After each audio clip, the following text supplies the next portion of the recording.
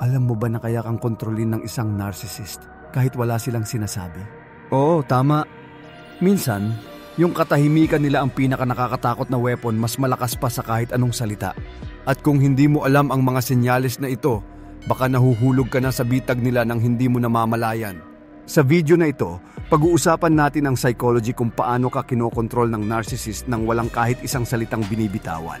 At siguradong after nitong mapanood, mas magiging aware ka sa mga silent tactics na ginagamit nila. Bago tayo magsimula, kung gusto mo ng mga ganitong topic tungkol sa human psychology, emotions at behavior, huwag mong kalimutang mag-subscribe dito sa ating channel para lagi kang updated sa mga bagong kaalamang ibabahagi ko. 1. Tahimik na manipulation. Paano ka kinokontrol ng narcissist nang hindi nagsasalita? May mga taong hindi kailangan magsalita para kontrolin ka. Isang tingin, isang buntong hininga, isang malamig na katahimikan, sapat na para maramdaman mo na may mali. At doon nagiging delikado ang isang narcissist dahil ang tahimik nila pero ang epekto nila malalim. Sa psychology, tinatawag itong silent manipulation. Ginagamit ito ng narcissist para iparamdam sa iyo na ikaw ang may kasalanan, na ikaw ang dapat mag-adjust, at na sila ang may hawak ng sitwasyon. Pero paano nila ito nagagawa ng ganung kadali? Una, they use silence as punishment. Kapag hindi mo sinusunod ang gusto nila, bigla silang nagiging malamig, hindi ka kinakausap, hindi ka pinapansin, at dahil ayaw mong mawalan ng koneksyon, ikaw mismo ang lalapit, mag-a-apologize kahit hindi mo naman kasalanan, at doon ka nila unti-unting nakokontrol. Pangalawa, silence creates fear and uncertainty. Kapag hindi sila nagsasalita, nag-iisip ka kung galit ba sila, may nagawa ka bang mali, o may mas malalang problema. Yung overthinking mo ang nagiging advantage nila, habang mas nag-aalala ka, mas nagiging powerful sila. Pangatlo, silence forces you to chase them. Dahil sa kanilang cold behavior, ikaw ang naglalabas ng emotional energy para ayusin ang sitwasyon. Sa madaling salita, ikaw ang humahabol, sila ang hinahabol. At sa psychology, kung sino ang hinahabol, siya ang may control. At ang pinakamapanganib dito, sanay sila dito. Trained sila sa ganitong pattern. At kung hindi mo alam ang ginagawa nila, ikaw ang matatalo. Pero tandaan, ang katahimikan nila ay hindi ibig sabihin ikaw ang may problema. Minsan ito yung pinakamalakas nilang paraan para kontrolin ka.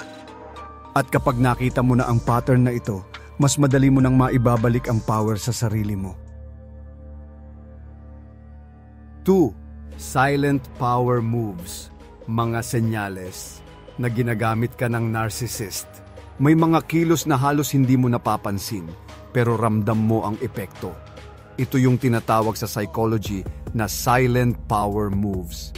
At kung may narcissist sa buhay mo, malaki ang chance na ginagamit na nila ito laban sa iyo nang hindi mo namamalayan. Unang senyales, bigla silang nagiging cold kapag hindi mo ginagawa ang gusto nila. Wala silang sinasabi, pero mararamdaman mo na parang may mali. Yung tipong ang saya nyo kahapon pero ngayong araw para kang invisible. Hindi yan mood swing, power move yan. Ginagawa nila para iparamdam sa iyo na ang emotional stability mo ay nakadepende sa kanila. Pangalawang senyales, pinaparamdam nila na hindi ka worthy ng response. Hindi ka nire-replyan kahit online naman sila. Hindi nila sinasagot ang tanong mo kahit narinig ka nila. At dahil doon, nagwo-worry ka, nag-overthink, at ikaw ang gumagawa ng paraan para maging okay. Sa psychology, ito ang unspoken tactic para makita kung gaano ka madaling kontrolin. Pangatlo, selective silence. Pinipili nila kung kailan ka papansinin. Kapag may kailangan sila, bigla silang nagiging sweet. Pero kapag ikaw ang may kailangan, biglang nawawala, walang explanation. Dahil sa pattern na ito, natututo kang unahin ang needs nila kaysa sa sarili mo. At yan ang gusto nila. Pangapat, they use silence to gain superiority. Kapag may conflict, hindi sila nag-e-explain. Hindi sila nakikipag-ayos. Hindi sila nag-i-initiate ng conversation. Dahil para sa kanila, ang unang magsalita ay talo. At habang ikaw ay nag-aabang, nag-aalala, at nagtatangkang kausapin sila, mas tumitibay ang power nila. At ang pinakadelikadong senyales, unti-unti kang nagiging dependent sa approval nila.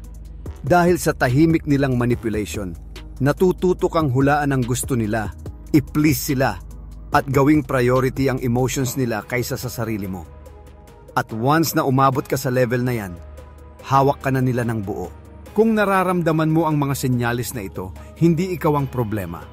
These are psychological tactics designed to confuse you, weaken you, and keep you attached. 3. Psychology of silence. Bakit mas malakas ang narcissist? Kapag ang isang tao ay tahimik, madalas iniisip natin na calm sila, relaxed, o simpleng walang masabi. Pero kapag narcissist ang kaharap mo, ang katahimikan nila ay hindi simpleng pagiging quiet. Isa itong psychological strategy at para sa kanila, mas malakas sila kapag hindi sila nagsasalita. Una, silence gives them control. Kapag hindi nila sinasagot ang tanong mo, hindi sila nagbibigay ng reaction o hindi sila nag-e-explain sa ginawa nila, pinipilit ka nilang mag-isip, manghula at mag-adjust. Habang ikaw ay nag-iisip kung ano ang problema, sila ay relaxed. Ikaw ang naglalabas ng energy, sila ang nagtitipid. At sa psychology, kung sino ang mas nagre-react, siya ang mas weak sa situation. Pangalawa, silence makes you doubt yourself. Kapag hindi sila nagbibigay ng clarification, napipilitan kang i-analyze ang sarili mo. Ako ba ang may mali? Sobra ba ako? Ako ba ang nagkulang? Ito ang gusto nila. Dahil pag nagsimula ka ng magduda sa sarili mo, mas nagiging madali kang ikontrol. Ang confusion mo ang nagiging bentahe nila. Pangatlo, silence forces you to chase them. Hindi sila nagsasalita, pero ikaw ang nauunang makipag-usap. Hindi sila nagpapakita ng effort, pero ikaw ang sumusubok mag-ayos. Sa dynamic na ito, unti-unti kang napupunta sa posisyon na ikaw ang laging humahabol at sila ang laging hinahabol. At kung sino ang hinahabol, siya ang may power. Pang-apat, silence creates emotional tension. Habang hindi sila nagsasalita, nararamdaman mo yung bigat ng atmosphere, yung kaba, yung pressure, yung takot na baka lumala ang situation. Ito ang emotional discomfort na ginagamit nila para kontrolin ang behavior mo. Gusto nila na ikaw mismo ang mag-adjust para lang mawala ang tensyon na sila ang gumawa. Panglima, silence makes them appear superior. Para sa isang narcissist, ang hindi pagsagot ay isang paraan para ipakitang hindi sila threatened, hindi sila affected, at hindi nila kailangang i-explain ang sarili nila. Ito ang illusion ng superiority na gusto nilang makita mo. At minsan, gumagana talaga. Dahil habang ikaw ay nag-e-explain, sila ay nananatiling tahimik pero mataas. Kaya mas malakas ang narcissist kapag tahimik sila. Hindi dahil wala silang pakialam, kundi dahil ginagamit nila ang katahimikan bilang weapon. Weapon para kontrolin ang emotions mo, ang actions mo, pati ang perception mo sa sarili mo. 4. The quiet trap. Paano ka nahuhulog sa bitag ng narcissist? Maraming tao ang nahuhulog sa bitag ng narcissist nang hindi nila namamalayan. At ang pinaka-epektibong paraan? Katahimikan. Oo, simple pero delikado. Tinatawag ito sa psychology na quiet trap, at kapag hindi ka maingat, ikaw ang napipilitang umayon sa kanilang laro. Paano nagsisimula ang bitag na ito? Una, ginagamit nila ang silence para iparamdam sa iyo na may mali. Hindi sila nagsasalita, pero ramdam mo ang tensyon. Sa halip na ipaliwanag ang sitwasyon, pinipilit ka nilang hulaan ang problema. Habang nag-iisip ka, unti-unti kang naaapi at nadadala sa kanilang kontrol. Pangalawa, ginagawa nila itong power play. Kapag hindi sila nagsasalita, ikaw ang naglalabas ng effort para ayusin ang relasyon. Ikaw ang nagpapaliwanag. Ikaw ang humihingi ng clarification, at sa psychology, ang unang gumagawa ng hakbang para ayusin ang tensyon ay ang nagiging dependent. At dito ka nahuhulog sa bitag nila. Pangatlo, silence traps your emotions. Habang hindi sila nagsasalita, nagsimula kang mag-overthink, mag-alala at magduda sa sarili. Ang takot at pag-aalala mo ang ginagamit nila para kontrolin ang behavior mo. Kapag ikaw mismo ang nagbabago para bumagay sa kanila, sila ang nananatiling dominante. Pang-apat, pinapalitan nila ang reality mo. Sa katahimikan nila, nararamdaman mo na ikaw ang may problema kahit wala. Ang quiet trap ay nagagawa nilang ilipat ang blame sa iyo nang hindi nila sinasabi ang isang salita. Habang ikaw ay nagtatangkang ayusin ang sitwasyon, sila ay nananatiling walang effort pero hawak ang kontrol. Ang quiet trap ay delikado dahil hindi mo ito nakikita sa umpisa. Ngunit kapag na-recognize mo ang pattern, mas madali mong mailalayo ang sarili mo sa emotional manipulation ng narcissist. 5. Unspoken control, mga paraan ng narcissist na hindi mo napapansin. Maraming paraan ng narcissist para kontrolin ka ng hindi mo namamalayan. Hindi nila kailangan magsalita o mag-utal ng salita. Sa psychology, tinatawag itong unspoken control. At madalas ang pinakadelikado ay ginagawa nila ito sa paraang subtle at halos hindi mo nakikita. Una, ginagamit nila ang body language. Isang tingin lang, isang buntong hininga o isang bahagyang pagngiti sapat na para maramdaman mo ang power nila. Kahit hindi sila nagsasalita, nararamdaman mo na ikaw ang nasa mali o kailangan mong mag-adjust. Ito ang silent manipulation na ginagamit nila araw-araw. Pangalawa, selective attention. Pinipili nilang pansinin ka kapag may gusto sila at hindi kapag ikaw ang may kailangan. Kapag nagpakita ka ng effort at sila ay cold, unti-unti kang natututo na i-prioritize ang emotions nila kaysa sa sarili mo. At dito ka nagiging dependent kahit hindi mo namamalayan. Pangatlo, subtle criticism. Hindi nila sinasabi ng diretso ang mali mo, pero sa tono, sa aksyon, o sa mga non-verbal cues, napaparamdam nila sa iyo ang pagkukulang mo. Dahil sa subtlety nito, madalas iniisip mo na ikaw ang overreacting at dito ka nila nakokontrol. Pang-apat, manipulation through absence. Kapag gusto nila na ikaw ang mag-adjust, bigla silang mawawala o hindi mag-reply sa messages. Ang katahimikan nila ang nagtuturo sa iyo na humabol o magpakumbaba at ikaw mismo ang gumagawa ng effort para bumalik sa kanilang good side. Panglima, control through expectations. Kahit hindi nila sinasabi ng direkta ang gusto nila, natututo ka na hulaan ang needs nila. Sa bawat hulaan mo, mas lalo silang nagiging powerful at mas nababawasan ang iyong autonomy. Ang unspoken control ay delikado dahil hindi mo ito nakikita agad. Ngunit kapag alam mo ang mga senyales, mas madali mong ma-identify at maibalik ang power sa sarili mo.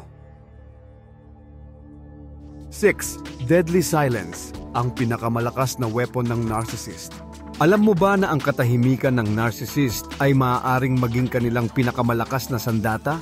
Sa psychology, tinatawag itong deadly silence. Hindi ito simpleng pagiging quiet. Ito ay strategy na ginagamit nila para kontrolin, manipulahin at dominahin ang ibang tao. Una, ginagamit nila ito para iparamdam ang superior position nila. Kapag hindi sila nagsasalita, habang ikaw ay nag-aalala, nag-overthink o nagtatangkang magayos, sila ay nananatiling kalmado. Ang katahimikan nila ay nagpapalakas ng illusion na sila ang may control sa sitwasyon. Pangalawa, deadly silence ang nagtuturo sa iyo na humabol. Kapag hindi sila nagre-react sa efforts mo, ikaw ang naglalabas ng energy para ayusin ang relasyon.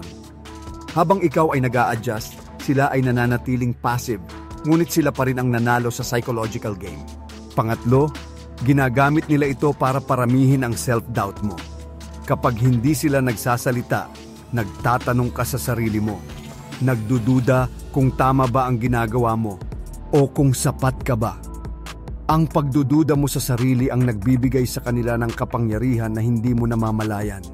Pang-apat, deadly silence ang nagpapalakas ng emotional tension. Ang simpleng hindi pagsagot o katahimikan ay nagiging emotional trap. Ang kaba, takot at pag-aalala mo ang nagiging leverage nila. Sa psychology, ito ay epektibong paraan para ikontrol ang behavior ng ibang tao nang hindi gumagamit ng salita.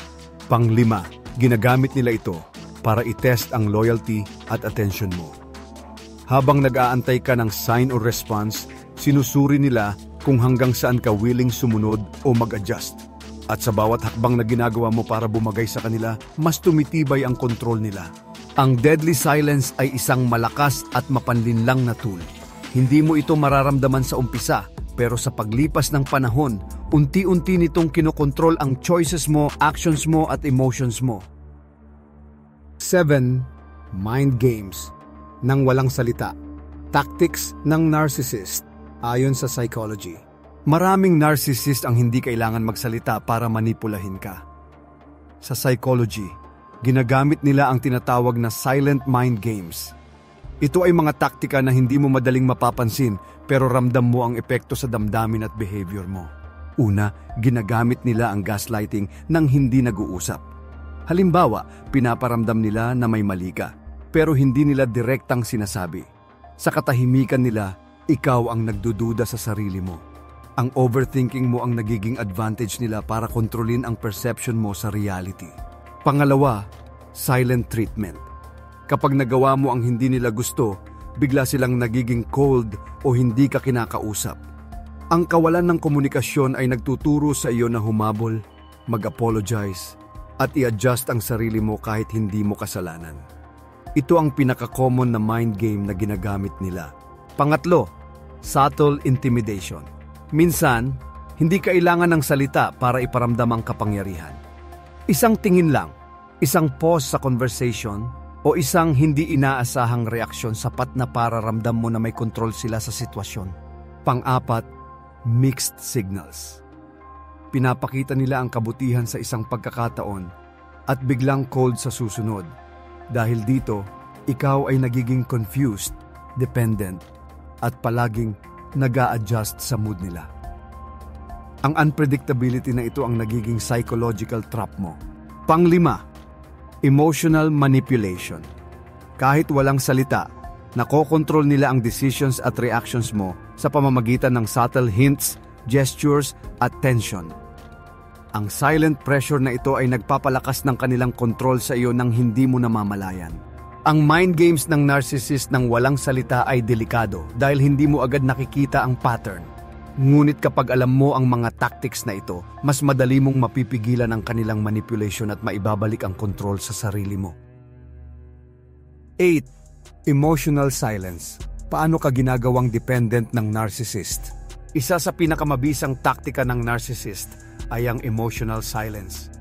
Hindi nila kailangan magsalita o magutal ng salita para kontrolin ka. Sa psychology, ginagamit ito para gawin kang dependent sa kanilang approval at attention. Una, emotional withdrawal. Kapag may nagawa kang mali sa tingin nila, bigla silang nagiging cold o hindi nagre-respond. Ang biglaang kawalan ng emosyonal na suporta ay nagiging trigger sa iyo para humabol, mag-apologize at mag-adjust kahit hindi mo kasalanan. Sa ganitong paraan, unti-unti kang nagiging dependent sa kanilang approval. Pangalawa, inconsistency sa atensyon. Pinapakita nila minsan ang pagmamahal at atensyon at bigla namang nawawala. Dahil dito, natututo kang i-prioritize ang kanilang emosyon kaysa sa sarili mo. Ang dependency mo sa kanilang validation ay lumalaki. Pangatlo, silent judgment. Kahit walang salita, mararamdaman mo ang paghuhusga nila. Isang tingin lang o isang pause sa pag-uusap, sapat na para magduda ka sa sarili mo. Ang self-doubt na ito ang ginagamit nila para kontrolin ang choices at decisions mo. Pang-apat, emotional withholding bilang leverage. Kapag gusto nilang makuha ang gusto nila mula sa iyo, bigla nilang iaalis ang emotional support. Ang discomfort at takot mo na mawala ng koneksyon ay nagtutulak sa iyo na gawin ang kanilang hinihingi. Panglima, indirect manipulation. Habang nagiging dependent ka sa kanila, natututo kang hulaan ang kanilang needs at moods. Sa bawat hulaan mo, mas lumalakas ang kontrol nila at mas bumababa ang autonomy mo. Ang emotional silence ay isang malakas na psychological tool. Kapag na-recognize mo ang pattern na ito, mas madali mong mailalayo ang sarili mo sa manipulation at maibabalik ang kapangyarihan sa sariling desisyon. 9. The silent treatment explained Bakit ito paboritong sandata ng narcissist? Maraming narcissist ang gumagamit ng silent treatment at sa psychology, ito ay isa sa kanilang pinaka-epektibong sandata. Hindi nila kailangan magsalita para iparamdam ang kontrol at kapangyarihan nila sa iyo. Una, ginagamit nila ang silence bilang punishment. Kapag hindi mo ginawa ang gusto nila, bigla silang nagiging cold o hindi nagre-respond. Ang kawalan ng komunikasyon ay nagtuturo sa iyo na humabol, mag-apologize, at i-adjust ang sarili mo. Sa ganitong paraan, ikaw ang nagiging dependent sa kanila. Pangalawa, ang silent treatment ay nagdudulot ng emotional tension. Kapag tahimik sila, nag-aalala ka, nag-overthink, at nagtatanong sa sarili mo kung may nagawa kang mali. Ang emotional discomfort mo ang nagiging leverage nila para kontrolin ang behavior mo. Pangatlo, ito ay nagpapalakas ng superiority illusion. Habang ikaw ay nag-a-adjust, nag-a-apologize, at naghahanap ng paraan para bumalik sa kanilang good side, sila ay nananatiling tahimik at kalmado. Sa perception mo, sila ang laging tama at mas mataas sa iyo. Pang-apat, ginagamit nila ito para i-test ang loyalty at patience mo. Ang hindi pagsagot o hindi pagpapakita ng effort ay sinusuri nila kung hanggang saan ka willing sumunod o mag-adjust. Sa bawat hakbang na ginagawa mo para bumagay sa kanila, mas tumitibay ang kontrol nila. Panglima, silent treatment ay nagiging indirect manipulation. Kahit walang salita, ikaw ang gumagawa ng effort para ayusin ang relasyon. Ang energy mo ang nagiging paraan nila para mapanatili ang dominance. Ang silent treatment ay paborito nilang sandata dahil epektibo ito at halos hindi mo namamalayan na kontrolado ka na. Kapag alam mo ang pattern na ito, mas madali mong mapipigilan ang manipulasyon at maibabalik ang power sa sarili mo. 10. Manipulation through silence. Psychology behind narcissists. Quiet control. Isa sa pinakadelikadong katangian ng narcissist ay ang kakayahang manipulahin ka gamit lamang ang katahimikan. Sa psychology, tinatawag itong manipulation through silence. Kahit hindi nila binibigkas ang salita, kontrolado nila ang emotions, actions at perceptions mo. Una, ginagamit nila ang silence para mag-establish ng control.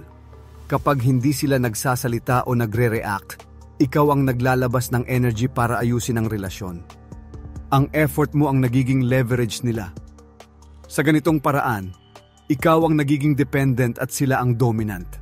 Pangalawa, silence creates psychological pressure.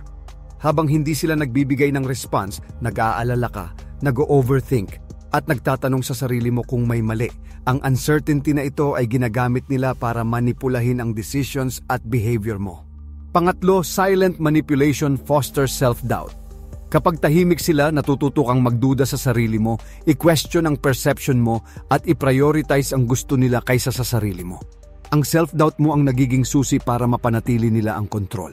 Pang-apat, silence amplifies their power. Kapag ikaw ay nag-a-adjust at humahanap ng paraan para bumalik sa kanilang good side, sila ay nananatiling kalmado at tila walang epekto sa kanilang sarili. Ang perception na sila ang may hawak ng sitwasyon ang nagpapalakas sa psychological dominance nila.